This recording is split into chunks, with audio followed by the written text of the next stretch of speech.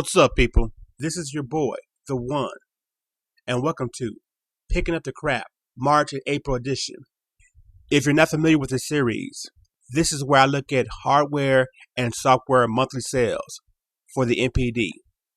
Before I jump into April's numbers, let's take a look back at March numbers. Your best-selling overall piece of hardware was the Nintendo DS, selling over 460,000 consoles. Your best home selling console was the Xbox 360, selling 430,000 systems.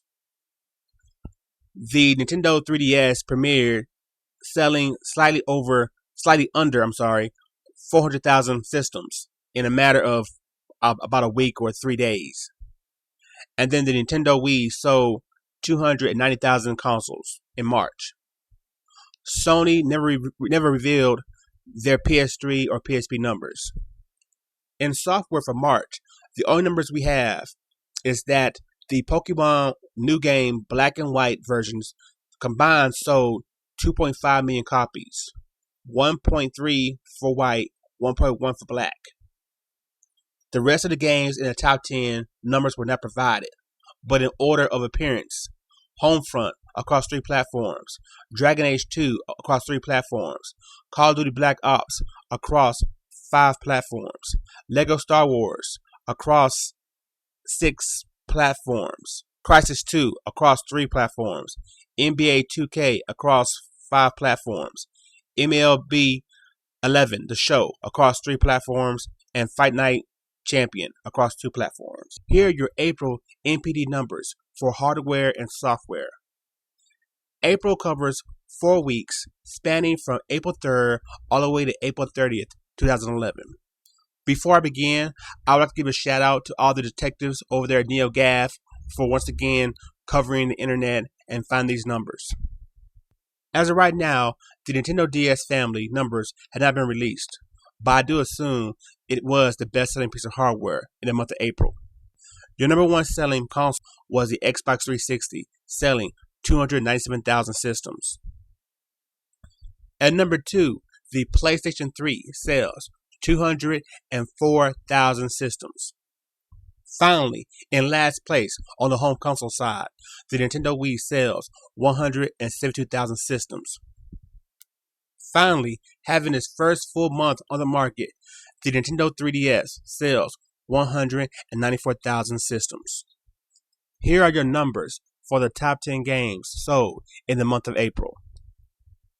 Currently, I only have partial numbers for the overall top 10, but by using those numbers, you can kind of estimate what games sold overall. At number 1, Mortal Kombat 2011. This game was released in April and combined on PS3 and 360 sold over 1 million copies. At number 2, Portal 2, which was also released in April. Across 3 platforms, sells 637,000 copies. At number 3, across 6 platforms, Lego Star Wars 3. At number 4, Call of Duty Black Ops across 5 platforms. At number 5, premiering in April across 3 platforms, Tiger Woods PGA Tour 12, The Masters. At number 6, in its second month on the chart, Crysis 2 across 3 platforms, sells 236,000 copies. At number 7, Just Dance 2, It Can't Be Stopped. At number 8, across now 5 platforms, Michael Jackson The Experience. At number 9, Pokemon White version. And number 10, NBA K 2011 across 6 platforms, sells 190,000 copies. Now, it's the personal opinion time of TheWon. Let me try to break it down on how I currently see what's going on in the industry. Without a shadow of a doubt, if there ever been a question about who runs America currently, at least on the HD console side, it's the Xbox 360. According to Anita Frazier, an analyst, of all the games released last month and sold last month, if you put them in order by individual SKUs, the Xbox 360 had the majority of the games in the top 10, According to them, it would have went Mortal Kombat 360, Portal 2 360, Crisis 2 360, Tiger Woods 360, Michael Jackson Experience 360. Then Pokemon White, Pokemon Black, Just Dance 2 for Wii, SOCOM 4 for PS3, and then finally Mortal Kombat PS3. So, Mortal Kombat sold more on the 360 than the PS3, even though the PS3 version had Kratos as an unlockable character. This has to do with probably the current situation on the PSN being hacked and being offline. Gamers decided to go ahead and buy it on the 360 and play it online now, then wait and play on the PS3 later. Next, this goes to fighting games and the fighting game population in general. This entire time, I was under the assumption that the fighting audience was pretty huge. It still was a vibrant market in the industry.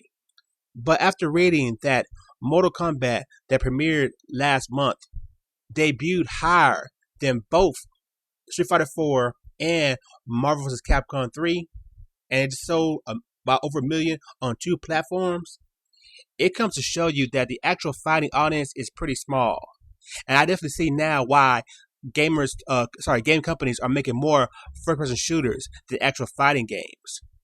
When you have games like Call of Duty Black Ops that came out in November of last year, still charting to this day, but then Marvel vs. Capcom that came out 2 months ago is totally gone. And games like Dragon Ball Raging Blast 2 on 2 consoles that barely sold under 600,000 copies.